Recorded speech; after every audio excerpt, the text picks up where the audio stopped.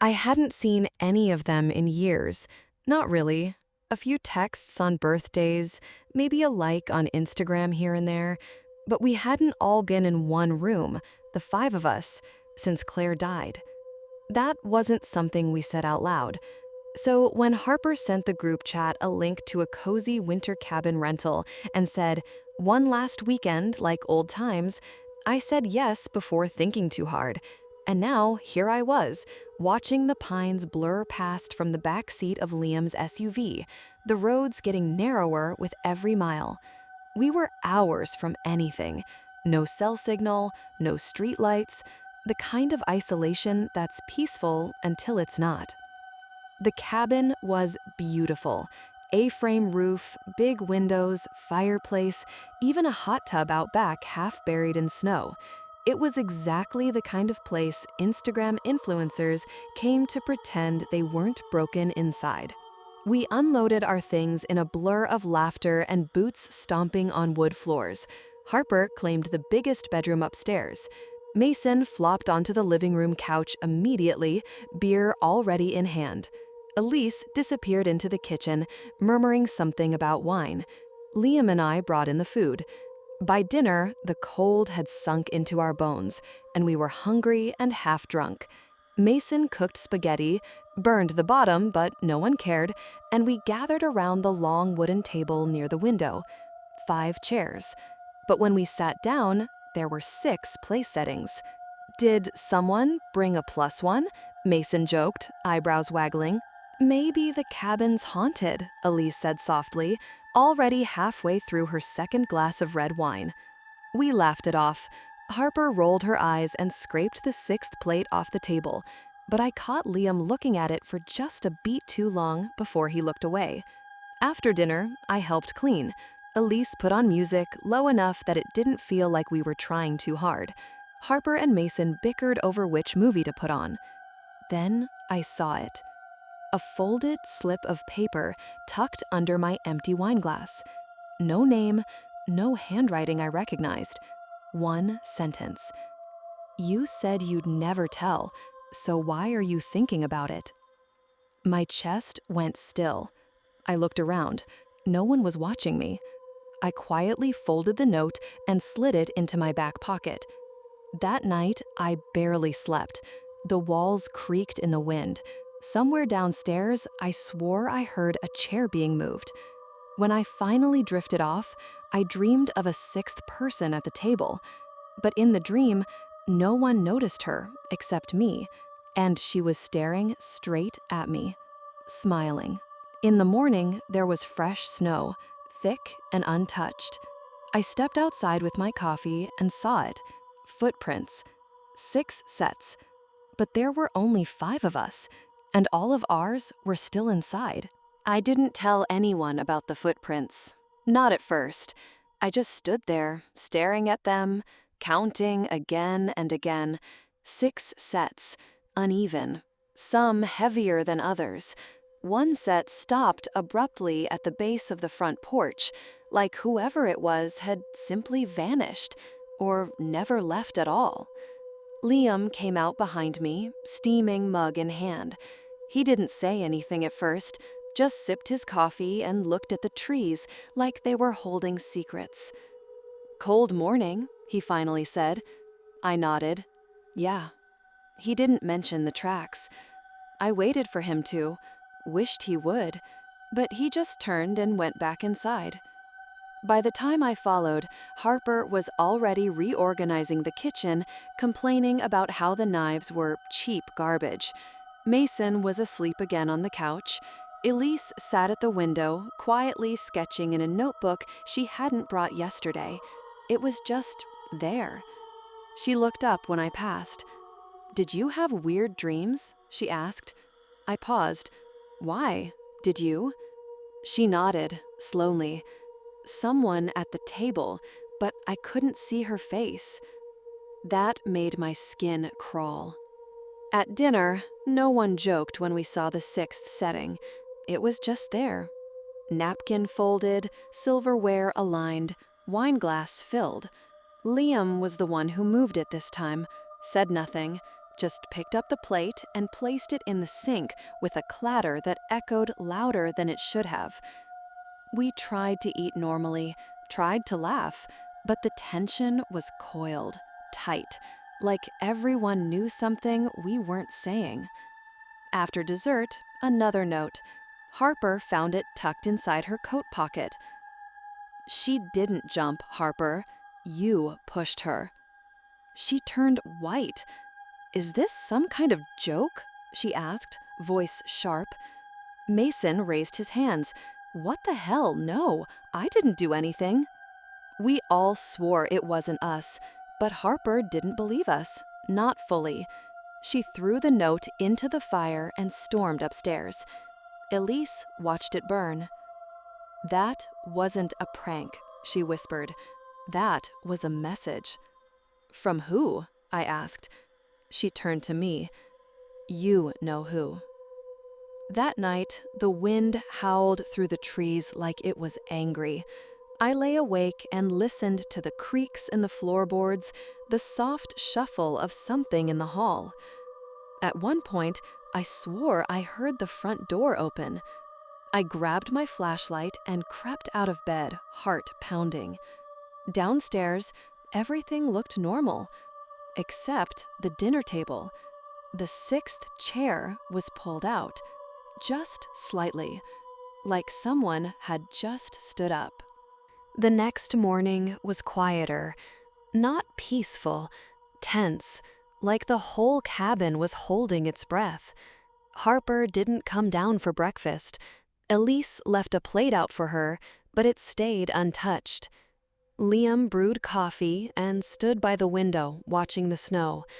I asked if he'd slept. He didn't answer. Mason tried to lighten the mood, but even his jokes fell flat. At lunch, another note. This one was taped inside the bathroom mirror, my mirror. "She remembers what you all forgot." I ripped it down, hands shaking. No one saw me. I didn't tell them. But the notes were escalating, getting bolder, closer. Later, Elise asked if I'd seen her sketchbook, the one from yesterday. Gone, vanished.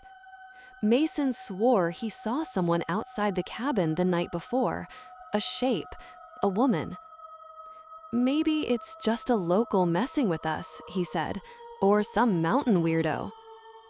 "Locals don't leave notes about Claire," Harper said, standing in the kitchen doorway for the first time that day. Her face was pale, her eyes bloodshot. "That's what this is about, isn't it?" We were all silent. Claire. The name landed heavy in the room, like ash after a fire. "We agreed never to bring it up again," Harper said. "Maybe she didn't agree," Elise whispered. Harper slammed a cabinet shut. "She's dead." No one argued, but no one really believed it anymore either. That night, I found something I hadn't seen in years, tucked into the back of my suitcase, a bracelet. Claire's bracelet. I hadn't packed it, hadn't seen it since the night she died. It was cold in my hands, and on the back of the metal clasp, scratched faintly into the silver. "I'm still here." The bracelet stayed on the nightstand. I couldn't bring myself to wear it. I couldn't bring myself to throw it away either. Liam disappeared for most of the day, said he needed air, but he was gone for hours. When he came back, his face was red and windburned, and he had snow clinging to his pants. "You find anything?" I asked. He shook his head.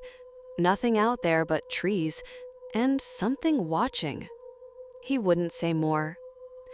That evening, the sixth place setting wasn't just present, it was used. Forks stained, glass half full, napkin crumpled. No one said a word. Then Elise screamed. We ran into the hallway. She stood by the coat closet, pale and shaking. In her hand, she held a Polaroid photo. of the five of us and Claire. It was the last photo we ever took of her, the one we swore to burn. "It was in my coat pocket," Elise whispered. "It wasn't there this morning." Harper grabbed the photo and tore it into pieces. Mason didn't stop her. No one did. "We're losing it," Mason muttered. "We're going crazy. This is what isolation does." But it wasn't isolation. It was memory, twisting, warping, or maybe finally unraveling. That night, I dreamed of Claire. She wasn't angry, just sad. She kept reaching out to me, trying to speak, but every time she opened her mouth, water poured out. When I woke, my pillow was soaked, not with tears, with lake water. And on the window glass, written in fog, "You're remembering it wrong." We stayed up late that night. No one wanted to sleep. Not after the water, not after the Polaroid. Mason lit a fire and passed around the bottle of whiskey we were saving for New Year's. No one objected. Elise clung to her sketchbook like it was a life raft. Harper sat by the window, eyes locked on the woods, like she expected Claire to come walking through the snow at any second. I sat across from Liam. He hadn't spoken in hours. "Do you think she's here?" Elise finally whispered.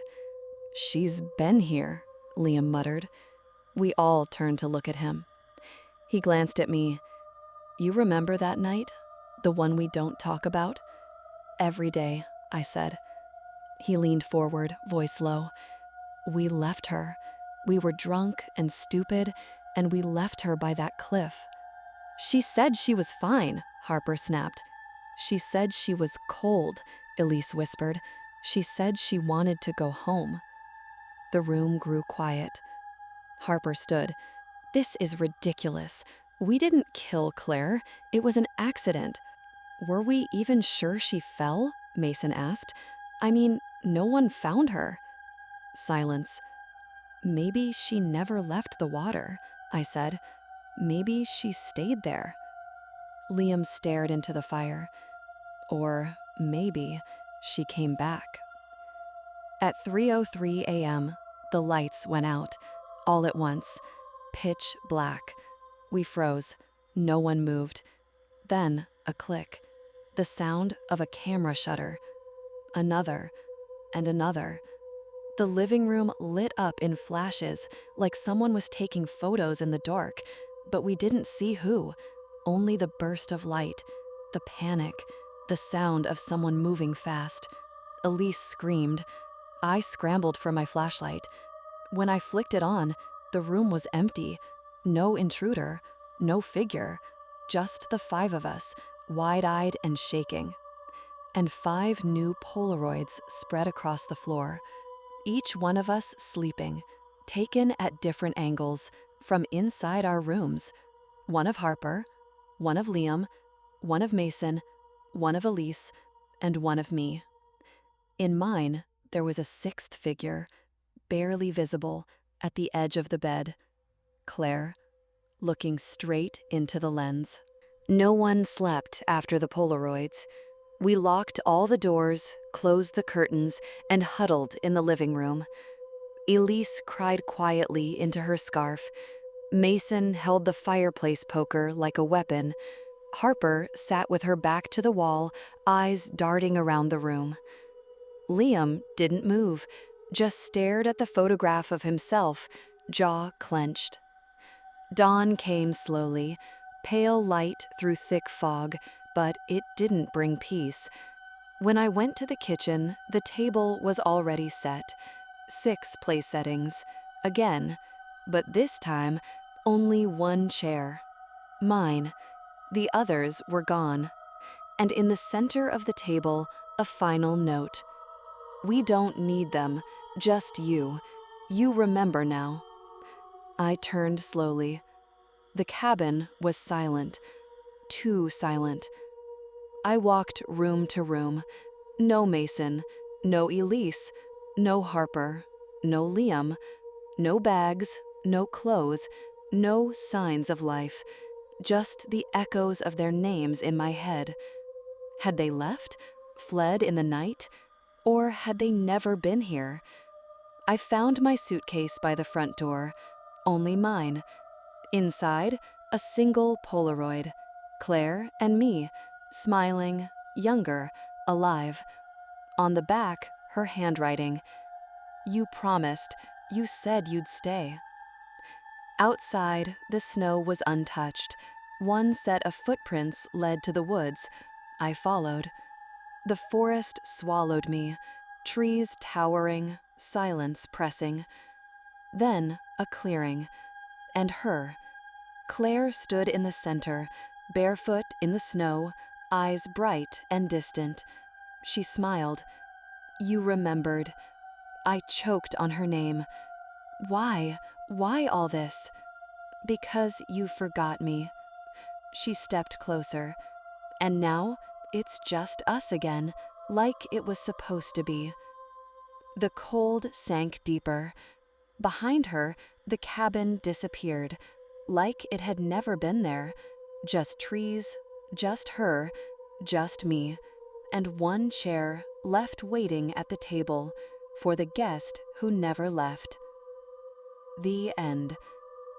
Subscribe to GNDR Studio for more psychological horror and identity mysteries.